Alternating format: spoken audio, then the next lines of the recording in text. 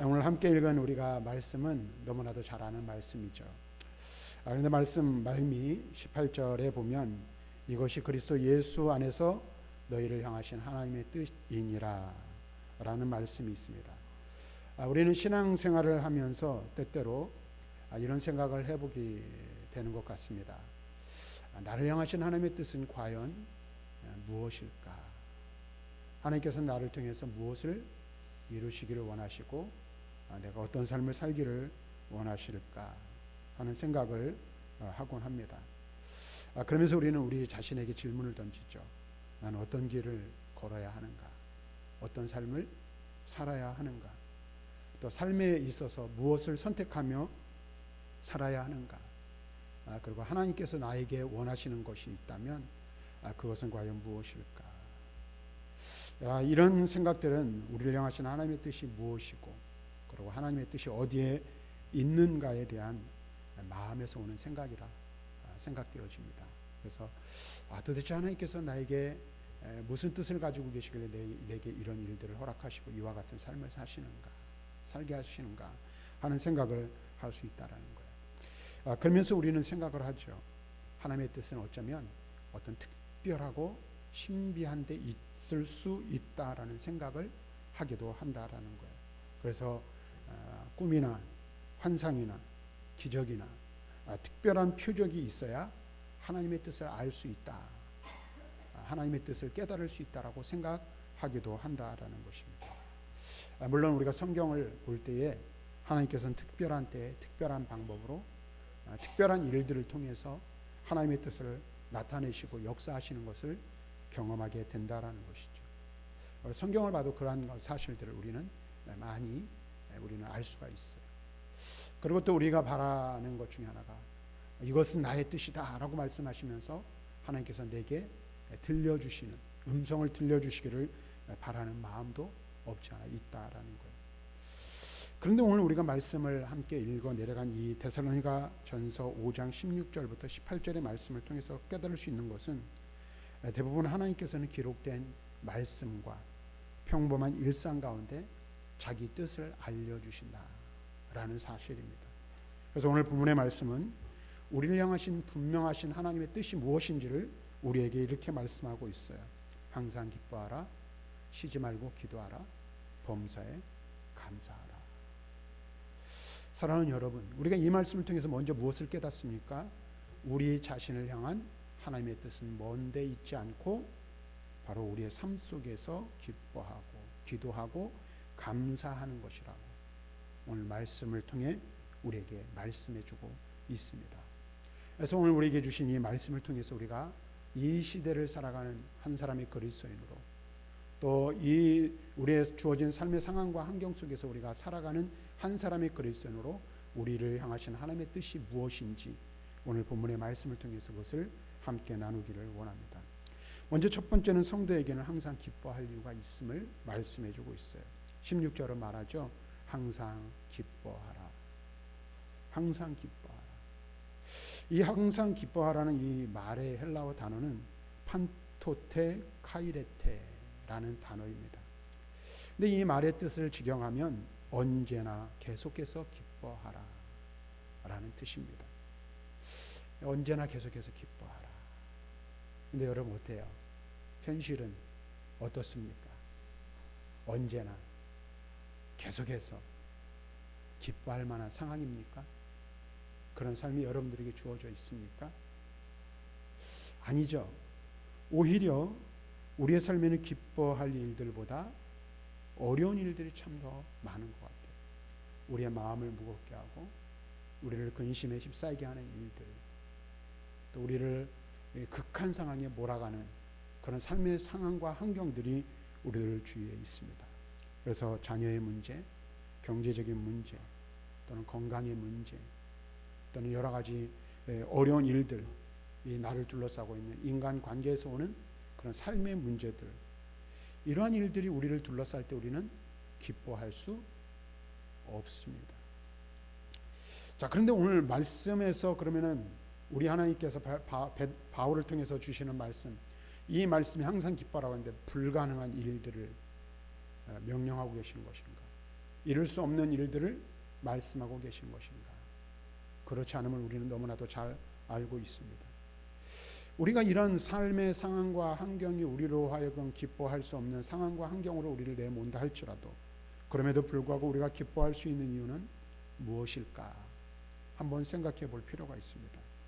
우리의 기쁨은 환경이나 상황에 있지 않고 오직 우리 주 예수 그리스도 안에 있음을 믿기 때문에 우리는 기뻐할 수 있는 줄로 믿습니다. 여러분 보세요.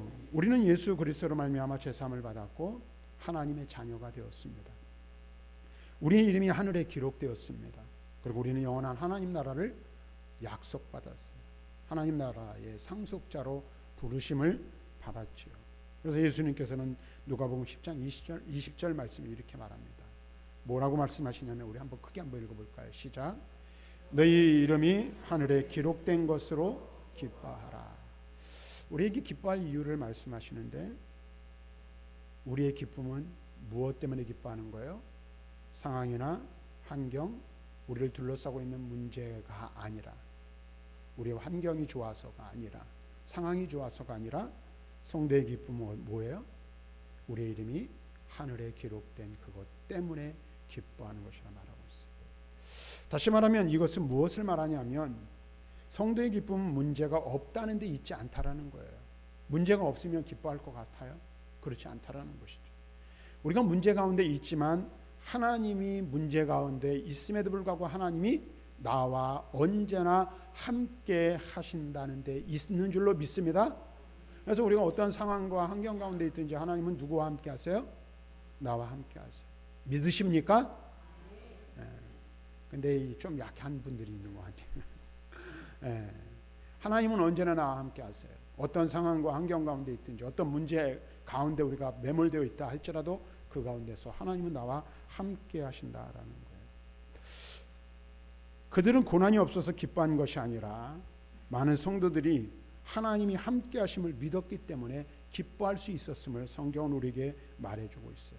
그래서 오늘 여기서 항상 기뻐하라라는 말은 슬퍼하지 말라라는 말이 아니에요. 우리 성도들도 어때요? 슬퍼할 일들이 있죠. 눈물 날 일들이 얼마나 많이 있어요. 그렇죠? 우리의 마음을 콱 짓누르는 무겁게 하는 그래서 이 진짜 숨도 쉬어지지 않는 그런 어려운 일들도 우리가 경험하게 된다라는 거예요. 그러니까 항상 기뻐하란 말은 야, 너 슬퍼하지 마.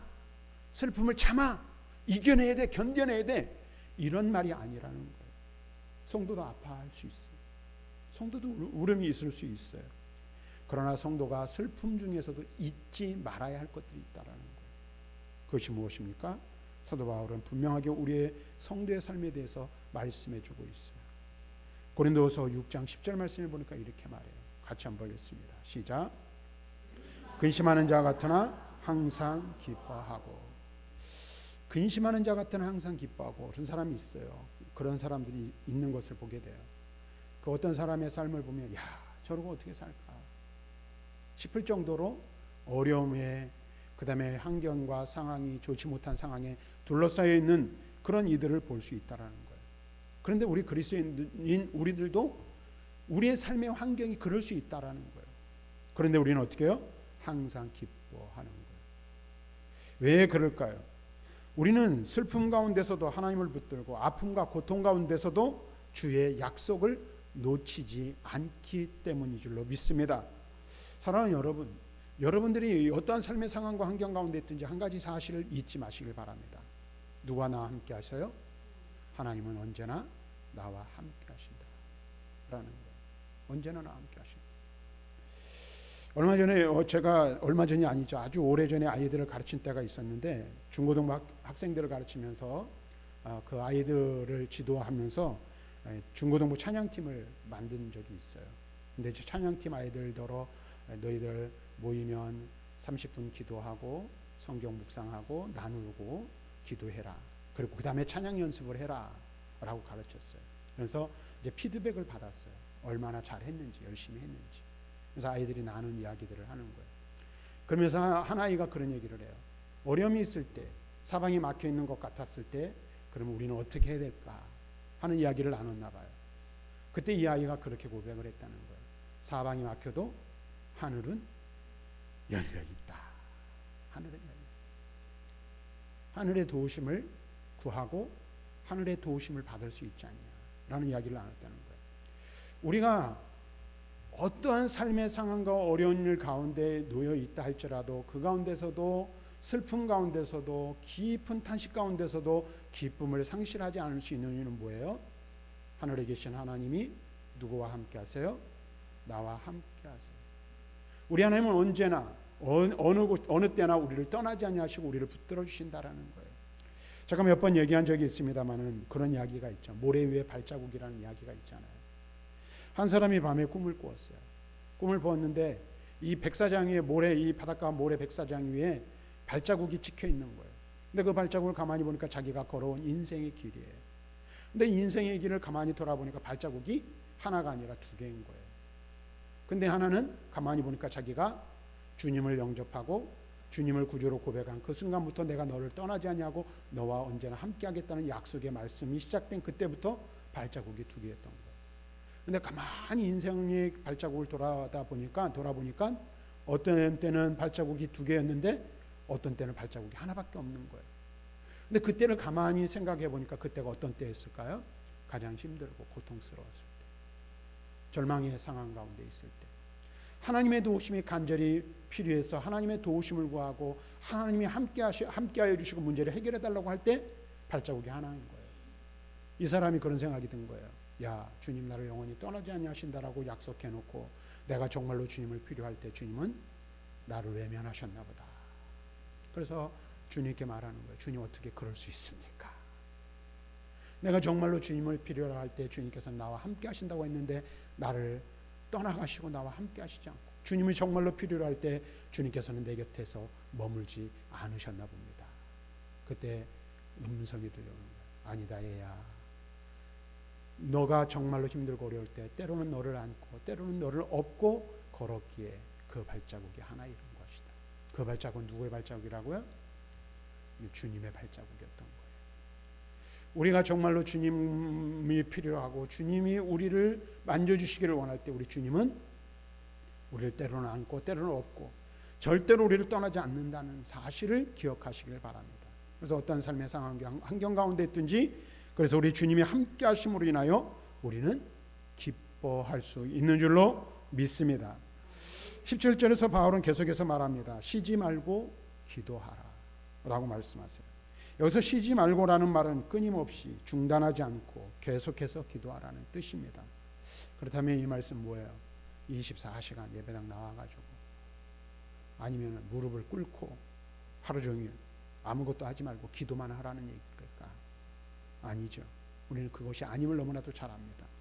이 말은 우리의 모든 삶을 하나님과의 교제 가운데 하나님과 교통하는 삶을 살아야 할 것을 말씀해주고 있는 것입니다.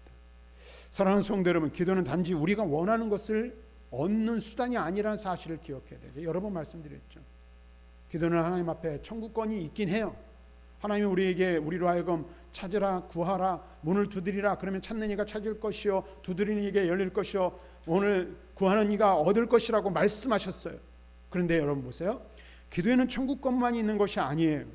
기도는 우리 무엇을 구하기 위한 수단만이 아니라는 사실입니다.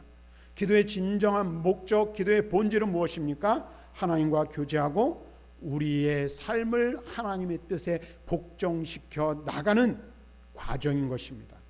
그래서 예수님께서는 겟세마네 동산에서 이렇게 기도하셨죠.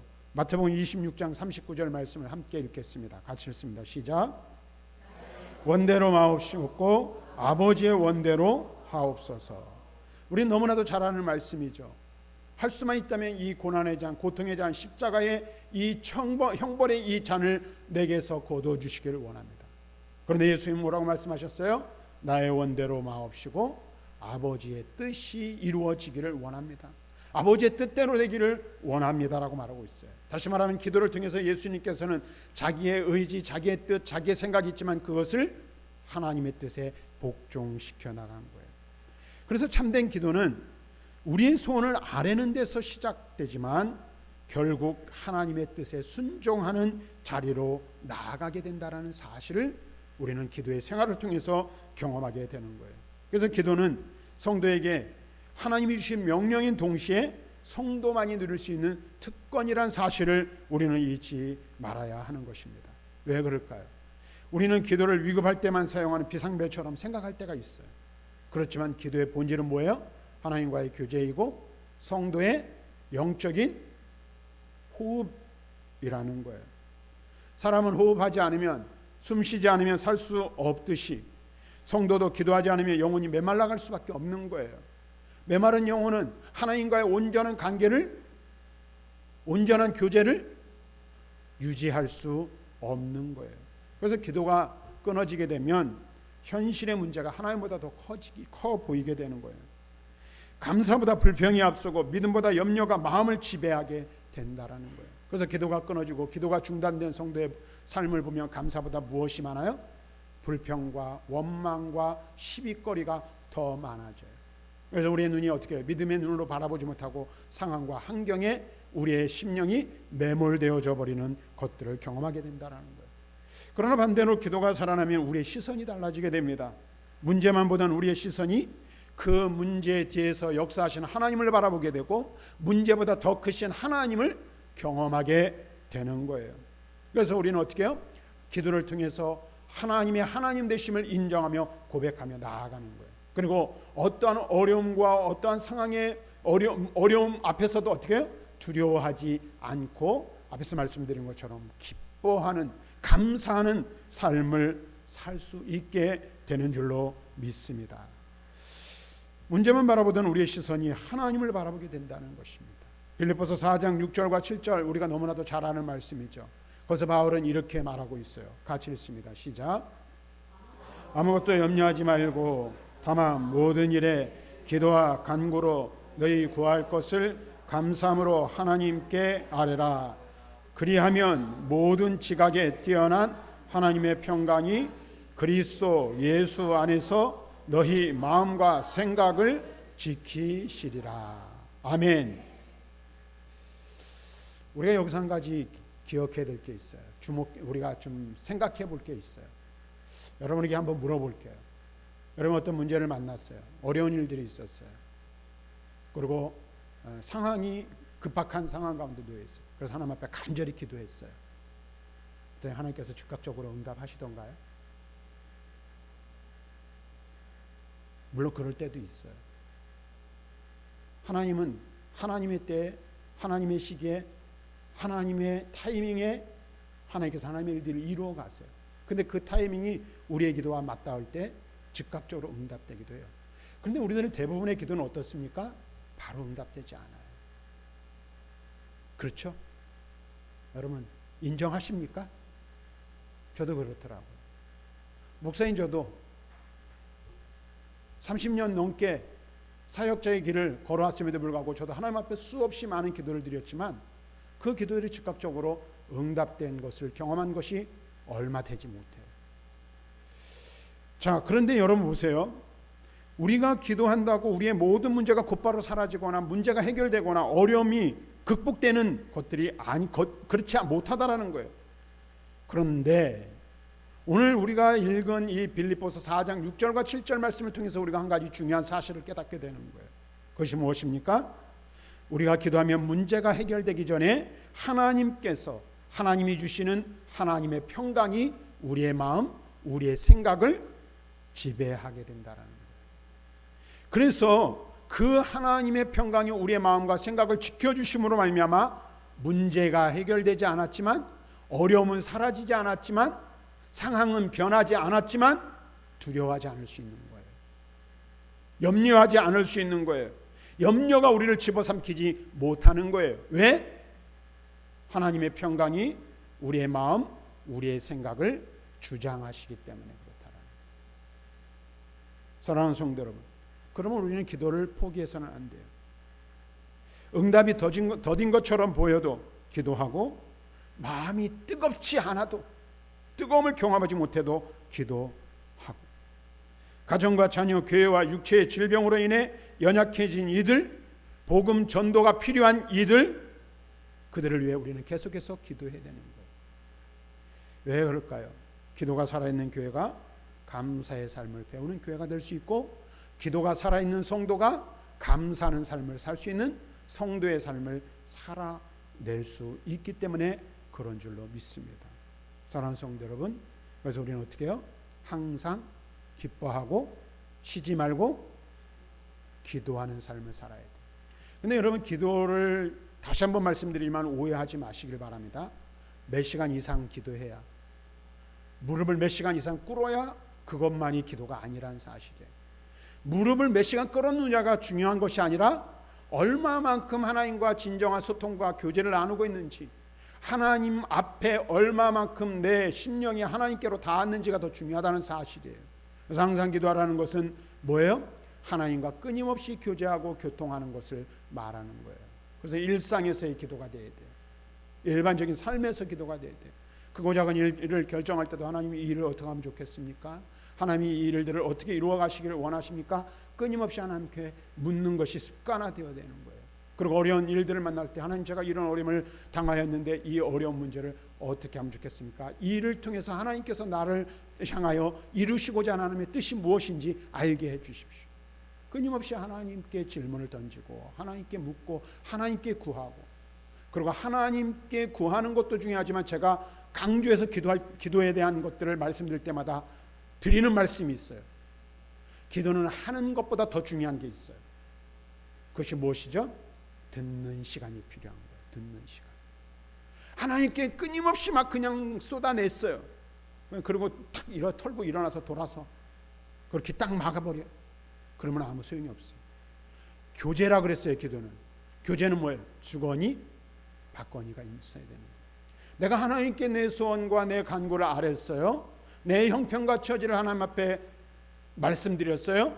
그러면 그 일에 대해서 하나님이 무엇을 어떻게 말씀하시는지 들을 수 있는 마음의 준비가 되어 있어야 됩니다. 그래서 항상 주님의 음성에 귀 기울이는 삶을 살아야 하는 줄로 믿습니다. 이제 하나 더 말씀을 드리면 18절은 이렇게 말합니다. 범사에 감사하라. 범사에 감사하라라는 이 말 가운데 범사는 모든 상황 가운데 언제든지 라는 뜻을 담고 있어요. 이 말씀은 그러면 무슨 뜻일까요? 모든 일 자체가 좋다라고 말하는 것을 뜻하는 것은 아니라는 거예요. 질병과 죽음, 고난과 불의를 좋은 것이라고 부르라는 의미도 아닙니다. 범사에 감사라는 이 말은 어떤 상황 속에서도 하나님께 감사하라라는 거예요.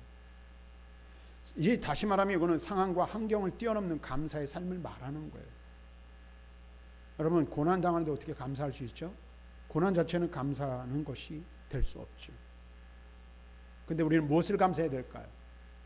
고난 자체를 감사하는 것이 아니라 고난 가운데 있을지라도 나와 함께 하신 하나님께서 나를 버리지 아니하시고 나를 붙들고 계시다는 이 사실을 기억하고 감사해야 되는 거예요.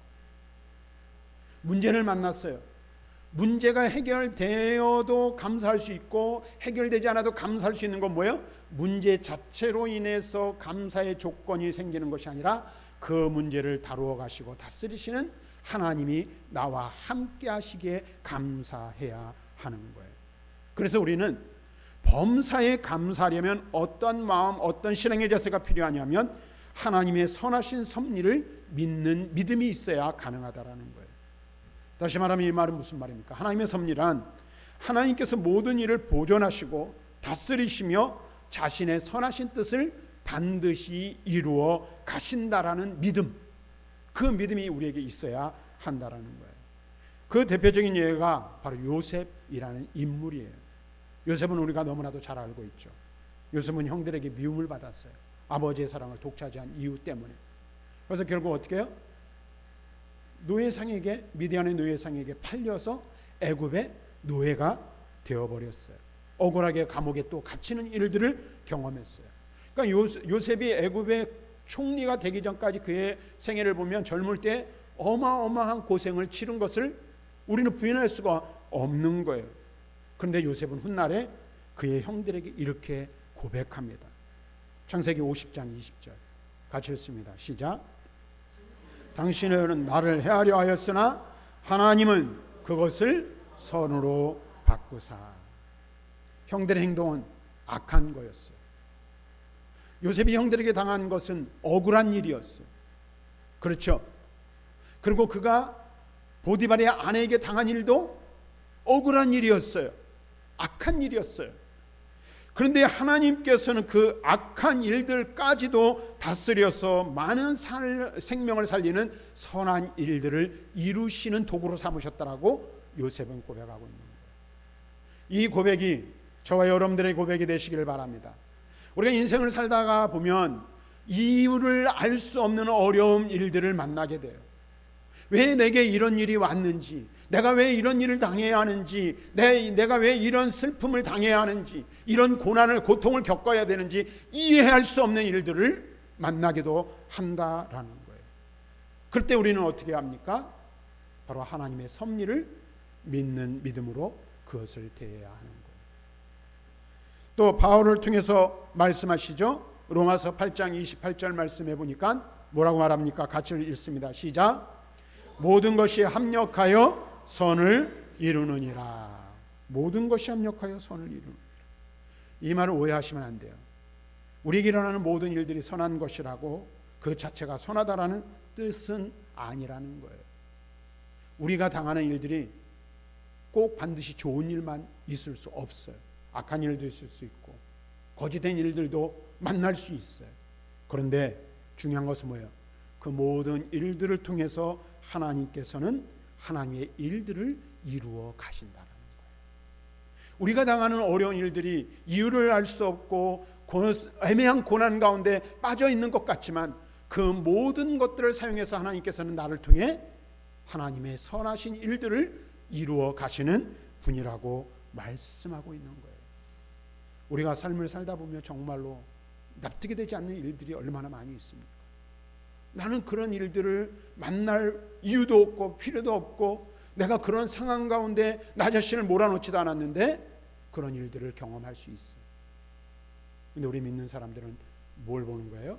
문제를 바라보는 것이 아니라 문제 뒤에 계신 하나님을 바라보는 거예요. 그리고 내게 이런 어려움이 있지만 이 모든 것들을 통해 하나님은 하나님의 일들을 이루어 가실 것이라는 믿음의 확신을 우리에게 요구하고 있다라는 거예요. 그래서 우리는 이렇게 고백해야 돼요. 나는 지금 이해하지 못하지만 하나님은 언제나 선하십니다. 나는 앞길을 알지 못하지만 나와 함께 하시는 하나님은 실수하지 않으십니다. 나는 나에게 왜 일이 일어났는지 모르지만 하나님은 나를 절대로 결코 버리지 않으십니다. 우리는 이와 같은 믿음이 있을 때에 범사에 감사할 수 있는 줄로 믿습니다. 바울과 실라 같은 경우를 한번 생각해 보세요. 그들이 복음을 전하는 이유로 매를 맞고 옥에 갇혔어요. 그런데 그들은 어떻게 했어요? 한밤중에 옥중에서 기도하며 찬송했어요. 여러분 여기 순서를 잘 하셔야 돼요. 그들이 옥에서 풀려나고 옥문이 열리고 막 그냥 놀라운 일들이 일어나서 찬송한 게 아니에요. 언제? 옥에 갇혔을 때, 매 맞고 두들겨 맞고 옥에 갇혔을 때 그들은 찬송했어요. 그들은 왜 그렇게 찬송할 수 있고 기도할 수 있었습니까? 지금의 자신들이 당하는 형편보다 하나님의 신실하심을 더 크게 보았기 때문인 줄로 믿습니다. 사랑하는 성도 여러분, 감사는 환경이 좋을 때 나타나는 감정이 아님을 아시기를 바랍니다. 감사는 하나님의 주권과 선하심을 믿는 신앙의 고백입니다. 감사는 우리의 문제보다 하나님이 더 크시다는 믿음의 선언입니다. 감사는 현재의 고난보다 영원한 구원이 더 확실하다는 우리의 믿음의 고백인 줄로 믿습니다. 사랑하는 성도 여러분, 오늘 말씀은 우리에게 이렇게 명령합니다. 항상 기뻐하라, 쉬지 말고 기도하라, 범사에 감사하라. 그러면서 뭐라고 말합니까? 이것이 그리스도 예수 안에서 너희를 향하신 하나님의 뜻이니라. 우리 향하신 하나님의 뜻은 크고 거창한 데 있지 않다라고 말씀하세요. 물론 그런 것들도 있을 수 있겠죠. 은밀하고 비밀스럽거나 신비스러운 데 있지 않다라고 말하고 있어요. 항상 기뻐하고 쉬지 말고 기도하고 범사에 감사하는 것, 이것이 바로 오늘 우리를 향하신 하나님의 뜻이라고 우리에게 말씀해 주고 있어요. 우리는 오늘 말씀을 통해서 하나님의 뜻은 언제나 특별하고 신비한 곳에만 있는 것이 아님을 깨닫게 됩니다. 하나님의 뜻은 한마디로 말하면 우리의 일상 속에 있습니다. 가족을 사랑하고 맡겨진 일에 충성스럽게 맡겨진 일들을 감당하며 어려운 일을 만났을 때 원망하는 대신 기도하고 하늘을 돌아보며 하나님의 은혜를 기억하는 것, 이것이 하나님의 뜻을 따라 사는 성도의 삶인 줄로 믿습니다. 기쁨과 기도는 감사와 서로 연결되어 있습니다. 그래서 구원을 아는 사람은 기뻐하고 기뻐하는 사람은 하나님께 기도하게 되어 있습니다. 그리고 기도하는 사람은 하나님의 선하신 섭리를 믿고 또 감사하게 되어 있습니다. 이것이 믿음의 선순환인 줄로 믿습니다. 그러나 반대로 기도가 멈춰지면 기쁨은 사라지게 되어 있습니다. 기쁨이 사라지면 무엇이 샘솟죠? 불평과 원망이 시작됩니다. 그러므로 감사가 메말라 있다면 기도의 자리로 돌아가야 합니다. 기쁨을 잃었다면 십자가의 부활의 복음을 다시 붙들어야 합니다. 원망이 많아졌다면 하나님의 선하신 섭리를 바라보는 믿음의 자리로 나아가야 할 줄로 믿습니다. 사랑하는 성도 여러분, 항상 기뻐하는 성도가 되시기를 바랍니다. 쉬지 않고 기도하는 성도가 되시기를 바랍니다. 범사에 감사하는 우리 모두가 되기를 주님의 이름으로 간절히 축원합니다.